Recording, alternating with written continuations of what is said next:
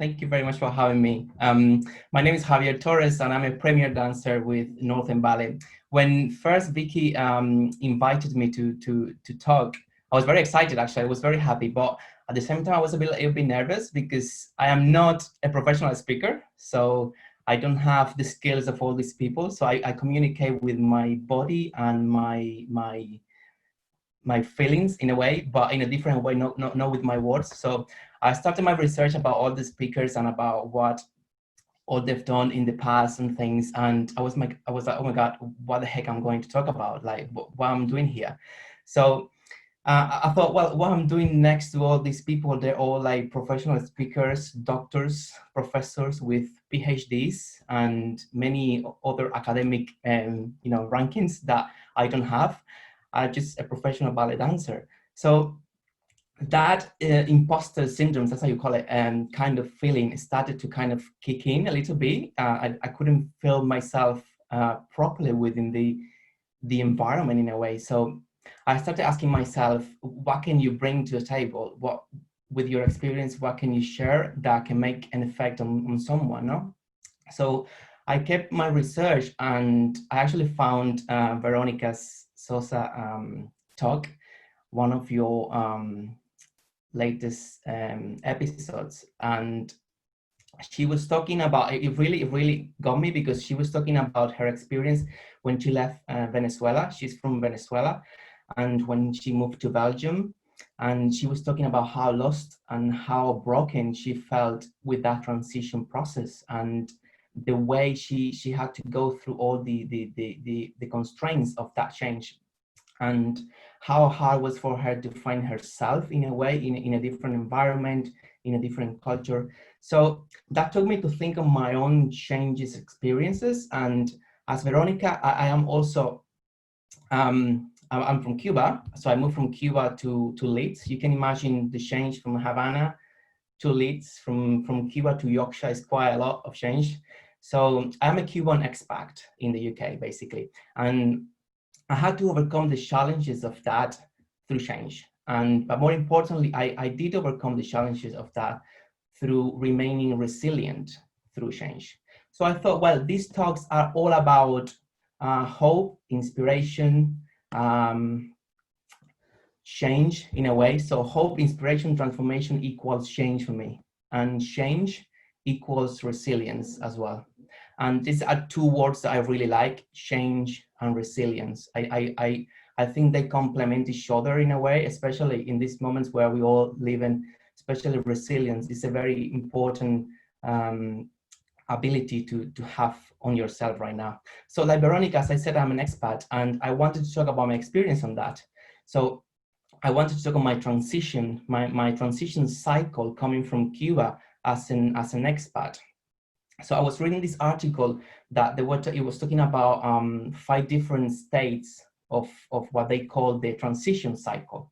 So in my experience, for example, when I moved from Cuba, this transition cycle happened during any time of change. So you don't have to move from country to country. Any change that you go through, you can apply this kind of cycle in a way. The first phase of the cycle is the involvement phase, which is was one of the hardest phase for me, because it's when you face the departure, the pre-departure period, in a time where your emotions are completely mixed.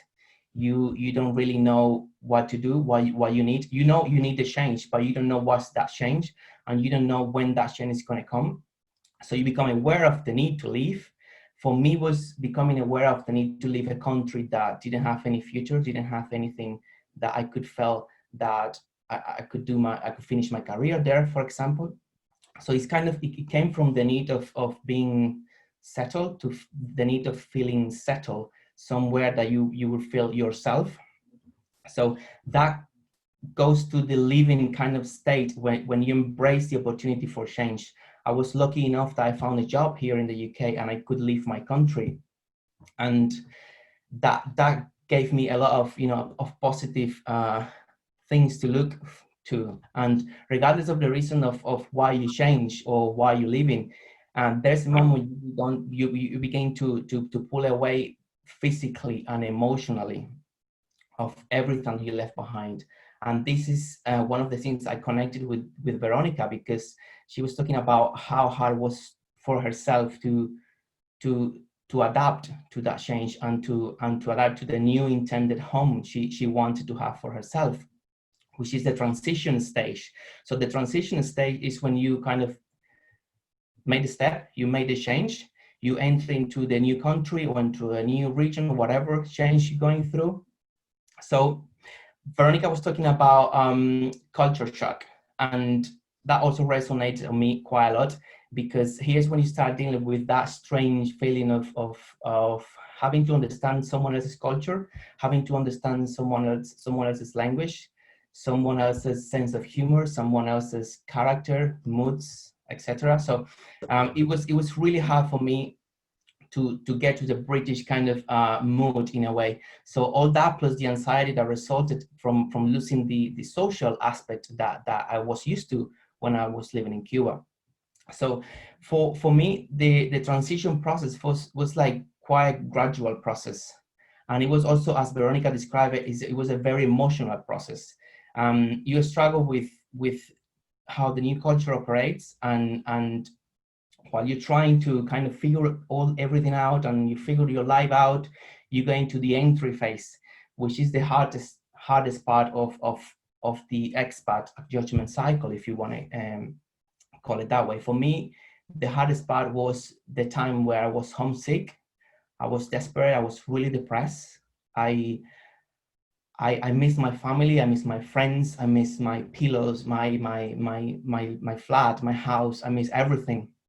So it was a process where all the emotions of what's going on around you is all around your head, and it's quite a strong process. And Veronica described that very well. Plus the trauma of living my previous culture, or the previous culture. So sometimes it feels like you are an alien kind of thing when you move away from your home, from what you know, from what you can do. In a way, it is a very alienating feeling, a very lonely experience that prevents you sometimes from developing a clear sense of yourself. And Veronica was talking about that, how she couldn't find herself. And it also stops you from having or seeing the benefits that change come with. So at some point within those phases comes the reinvolvement or the adaptation kind of phase, which is eventually when you integrate, finally, after months, sometimes years. For me, it took me honestly 2-3 years to kind of integrate to the British culture completely as I wanted.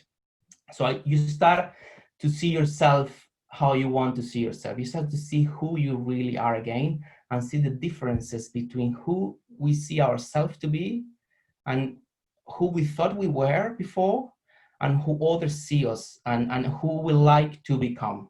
So the adaptation phase is, in that way, is the easiest part of the process. But through all those stages of rehabilitation, if you want to call it that way, when you move, I said before, you need to be resilient. You need to be strong, and you need to have this resilience capacity to kind of deal with it. As a ballet dancer, I felt that always used my resilient capacity. As a dancer, you have to deal with a lot of physical demand, your body, the exercising. It can sometimes come at the cost of your mental and emotional health as well. All the exhaustion, the self-bullying, that feeling of faulty, you're always doing something wrong because you always have to be perfect in a way. So all that I was kind of, it was kind of on my mind as well. And I used that resilience that I had in my dancing career, that resilience abilities, to help myself through the changes I faced when I came to this country. So I transferred my resilience skills as a dancer into my expat experiences. And that helped me with this bounce back process, which is what resilience is about. Is the ability of bouncing back, is the ability of recovering for whatever life throws at you. So basically what I want to say, what I want to, I think, share is that change comes for a reason, and we don't need to be afraid of change. I think change is something good, and I think change is something that should happen for all of us, so we can better kind of to have a complete life. So I want to finish with a quote that I printed out because I didn't want to mess it up with this, which is from Robert Kennedy. And he says, only those who dare to fail greatly can ever achieve greatly. When you learn how to become resilient, we learn how to embrace the beautifully broad spectrum of the human experience. And with that, I said thank you very much for your time. And thank you, Vikki, for having me. And it's been a great experience. So thank you.